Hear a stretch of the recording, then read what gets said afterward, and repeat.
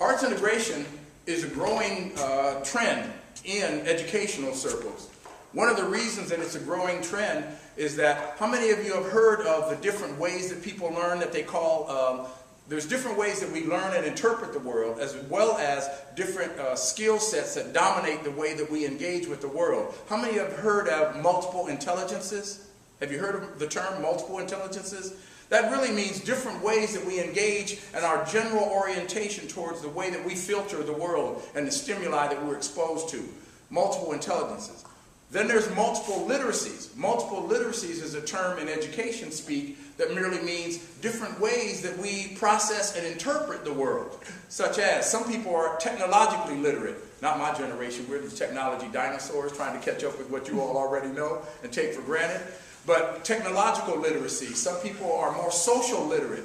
Some people are more what they call environmentally literate. They see things in nature terms and all that. I mean, it's a real thing that's been proven.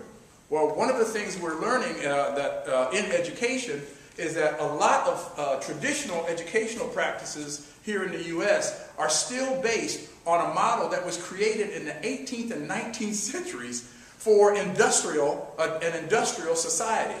Today we're living in the technology, innovative, and creative age of the kind of what do you call it? I would say what the finance age and the technology and information age. So the skill sets for education today are actually a bit different from when my generation was still getting education. And yet, guess what? Even though the skill sets that are needed are different, the educational system is still educating students in the same way as my generation and my parents' and grandparents' generation, and then wondering why we're losing place in the world, you know what I mean? In the global economy, why we're not getting there. Well, arts integration is a strategy that brings some of the unique characteristics of the art-making process. There's no way that you can create art without taking risks. There's no way that you can create or make art without being focused and self-disciplined. And if it's a group thing like performing arts, there's no way that you can make art without doing teamwork, learning how to work effectively in teams.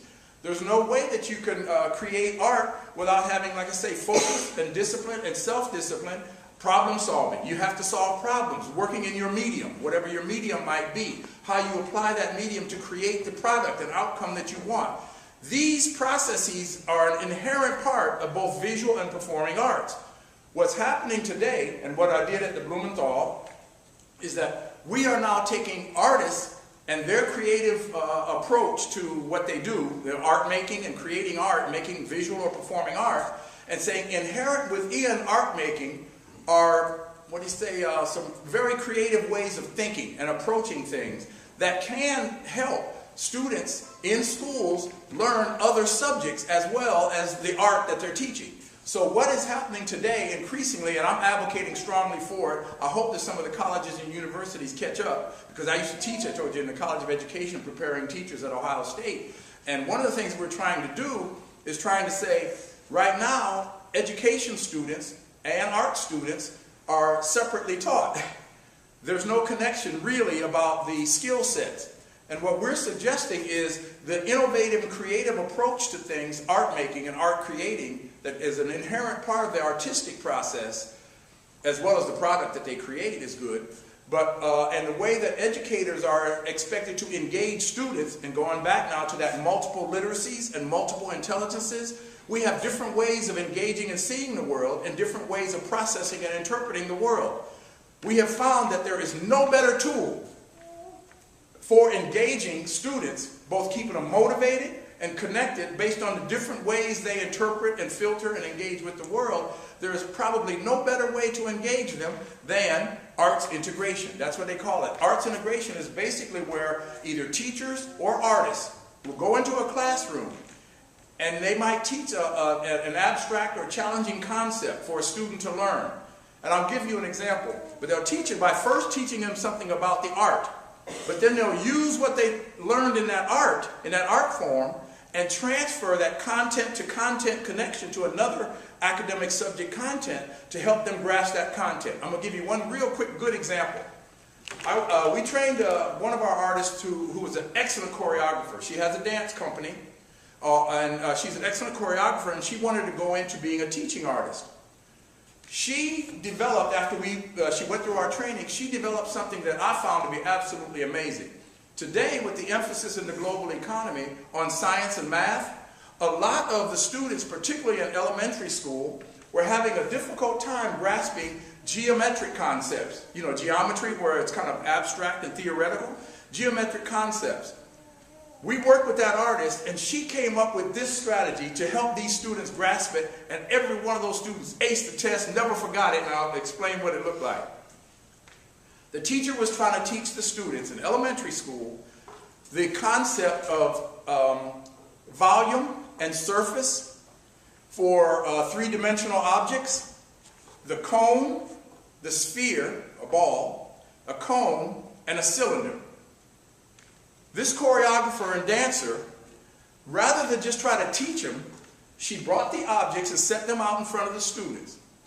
She asked the students to get up and form 3 groups. Each group, then one group with their bodies, formed a cone, which meant there was a surface, there was the outer surface, and then they had 1 or 2 students get inside. And these are elementary kids now. Think about elementary students. Get inside the cone that the other students created with their bodies so that they would get the idea of interior space and surface space. She had them do it just step by step in the static thing. Then she had the students do the same thing with a sphere. So these students all got in a circle and joined and created a ball, a sphere. Got some students to go inside to get the idea of internal space, external surface area. They would get it. The other students then would create a cylinder. They got down on the floor and created a tube with their bodies, while another group of students crawled through the tube. Then she backed off and said, now I'm going to ask each one of you, on command, in your group, break up the groups, come back together, and recreate those shapes. So she called out sphere, and those students got together and recreated it. Cylinder, those students got together and recreated the cylinder and crawled through. Then she said cone. Those students got together and recreated the cone. These are geometric math concepts that were hard for these students to grasp, but they didn't even realize while they were doing this, they were having fun. Once she knew that they could each replicate those geometric shapes on command by her, then she put on music. Then she said, now I'm going to play the music, and I want you to the rhythm and pace and pattern of the music to create those same shapes on command. So now she's teaching them something about what? Dance, choreography. Choreography is mapped out, planned dance movement. So now she's teaching them about her art form of dance while also teaching them about geometric concepts and then playing music and getting them to create the shapes on command. At the end of the day, she put that on, and then she says, now I want you in this order to create the cone, the sphere, and the cylinder in order, with no commands from me or anybody, but according to the flow and the rhythm of the music. She put the music on, she and the teacher went and sat down and played the music and watched those students create those shapes. And guess what? Those students never ever again forgot volume, surface space, cone, sphere, and cylinder. When it came to the test, they aced it. Why? Because it locked it into not only their visceral as well as their intellectual memory. They were engaged in creating something that otherwise was an abstract concept to them. These students were trying to get it, but it was abstract. Once she made it real, they got it and they aced the test with those concepts. Does that make some sense? That is an approach to learning that sadly is missing from too many of our schools.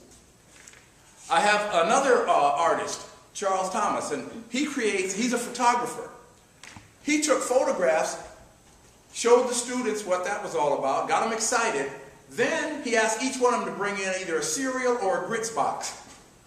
Bring in a box, and he taught them how to make pinhole cameras. And taught them about not only the pinhole cameras and how to make it and create images and capture it on photo paper,